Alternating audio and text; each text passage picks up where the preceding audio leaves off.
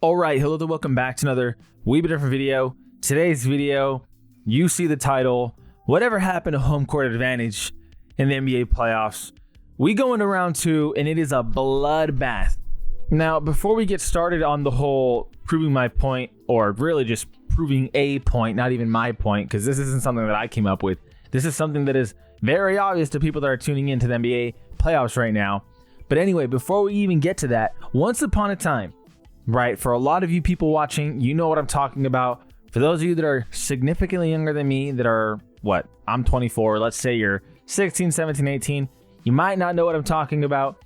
But anyone around my age or older, once upon a time, there used to be a time in the NBA to where if you had home court advantage, you were expected to go up 2-0 if you're the higher seed.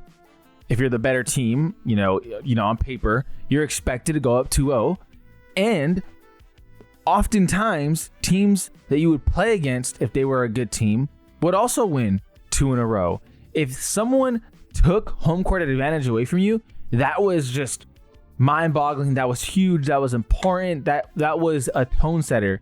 Nowadays, more specifically this year, what the flippin' freak is home court advantage to anyone? Because this trend became a lot more noticeable once, the Steph Curry effect happened and the three ball became revolutionary. Teams started coming back from 20-point leads like it was nothing.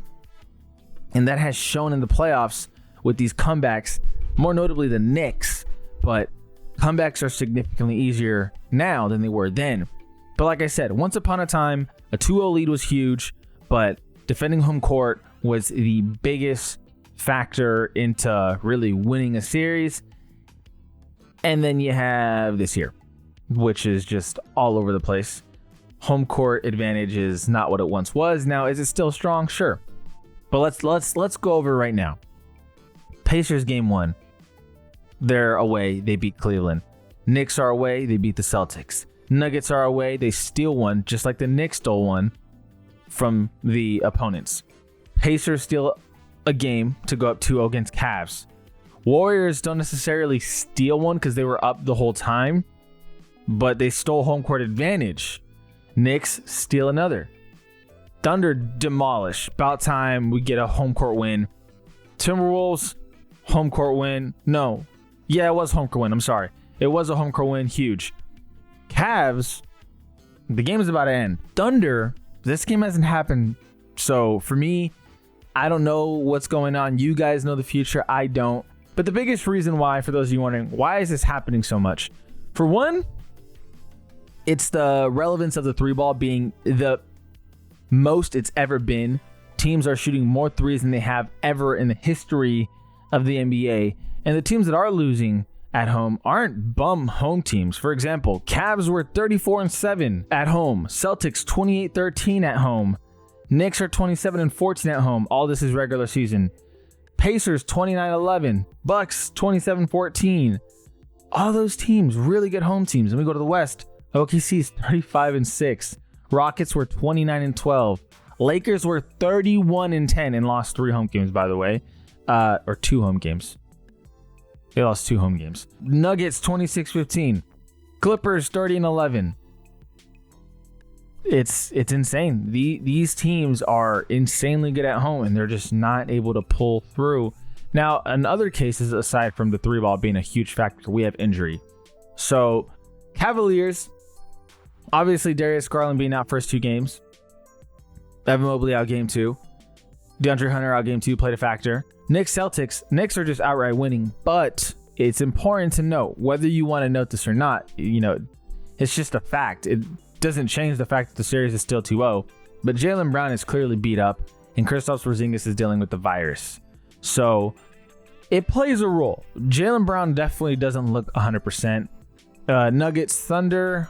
Nuggets are dealing with injuries. I mean, guys are beat up. Michael Porter Jr. is beat up. Thunder, I think, are actually good. I think the Thunder are good. Warriors are dealing with injuries. Anthony Edwards apparently is beat up. Any other thing I'm missing? No.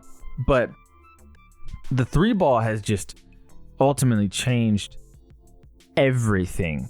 We're talking about Knicks are up 20, third quarter, 3 minutes to go in back-to-back games, and boom. Nuggets start hitting some big threes, start getting some big turnovers. And not only is it about hitting the threes, it's also about missing the threes. You go onto this Warriors game versus the Timberwolves. Timberwolves were 5 for 29. So teams are living by the three. Teams are dying by the three. Coaches are having to make adjustments where it's like, okay, now we have to talk about, well, are these good shots? Yes. But right now, what do we need to do? We need to get physical. We need to attack the defense in the paint, get some tough shots like that. You know, I've seen some takes from all kinds of people saying all kinds of things, but ultimately it boils down to on why home court advantage is not so scary anymore, why it's not so destructive for teams coming into their court is anyone at any time can now get hot. And while game plan's important, all of that is very important. Sometimes you just need one call by a ref to give you that extra possession so you can hit that 1-3, just that 1-3, and momentum changes. The tides of battle change. You guys know what momentum can do for basketball, and really in any sport, whether it's football, team gets an interception. Oh my God, this is crazy. Team gets a touchdown. Oh my God, this is crazy. Now the defense is hyped. Or if you want to talk about soccer, team gets a goal, or a team gets, you know, I shouldn't even be talking about soccer because I've seen it as a casual, but not too much. Let's talk about tennis. I've seen so much tennis. A player in tennis, when they hit a crazy awesome shot, that adds a lot of momentum because the crowd gets into it. The crowd's into it. They're cheering you on. Now you're into it, fully invested. You're ready to go. So the point is, momentum is a factor in all sports, but in basketball, how you get that momentum by 1-3. And now I know what you're thinking. How do you have momentum going for you? Like, you know, where you're really just getting amped in a away game. Simple. And this is really just simple. When you hear the crowd quiet down. What more can you want? You're deafening the crowd. So as a player, you realize when there's blood in the water, oh, I'm gonna take them down right now. Crowd's getting quiet. Other teams looking tired, hands on their knees or something, or they're complaining to the refs because there's a lot of complaints to the refs, you know, this time around. So what do I do as a player? I just attack. So as wild as the reffing has been, you know, one call can change everything because you give a team another possession and they hit 1-3 and suddenly the ball starts rolling. Teams like the Cavs in game 3, I will say. So I'm going to use game 3 as a factor here. Teams like the Cavs in game 3 play really well when they're up and they see the other team making a run and you play like it's 0-0. Oftentimes you have teams not playing like it's 0-0. They're playing to protect the lead. Donovan Mitchell for this game, game 3, you can tell he was playing it like it was 0-0 and he was just going and going and going and going. 4-3 points for a reason, right? So it's just one of those things to where, again, the 3-ball has changed everything. That extra possession has changed everything. And things just unravel fast now and they get going and going and going. How to stop it? You got to play like it's 0-0 every time. Like I said, Donovan Mitchell here, play like it's 0-0. Home court advantage is not as scary as it once was. Again, the thrill of deafening a crowd. Clearly, some of these players really just take advantage of that. Jalen Brunson being one of them. I mean, Mr. Clutch definitely for the Knicks. Tyrese Halliburton had his moments against the Cavs. I mean, Aaron Gordon with the 3. You could feel the momentum going as soon as Chet missed that first free throw. They were very like, oh, shit. But even just before that, right? Even before that, they were still pushing. But once Chet missed that first free throw and the crowd went, oh, no. Nuggets into it. And it happens. It definitely happens. And the point of this video that I'm trying to highlight is the 3-ball has changed everything. People are living by the threes. People are dying by the threes, more specifically the Celtics for now. But the series is not over. I fully expect the Celtics to win game 3, by the way. Obviously, that'll age poorly or age well. Only one way to find out. It's literally one way or the other. There's no in between here. But yeah, that's where we are at in the NBA right now. It is hectic. It is awesome as a neutral, right? My team's already out of it, so I'm not tripping too hard. I know a lot of people are, but I'm not one of them.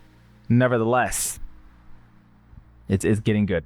Let me know what you guys think. Are you a fan right now of teams being able to just take it one way or another, regardless if they're at home or not? Again, once upon a time, you were expected to go up 2-0. Away team was expected to come back and get you 2 in a row. If that was ever going to be a close series, that's how it just always felt like it was going to go. Nowadays, if you're up 2-0, it feels like a death trap, like it's just over. Now, obviously, that's not the case because these teams, again, they know how to get hot at the right time. But being up 2-0 now is more serious than it's ever been in NBA history that I can remember. Anyway, let me know what you guys think. As always, I greatly appreciate you guys for watching. For the like, subscribe. It goes a long way to help with the channel. This is Ollie Been Different. All we've been different. And we out.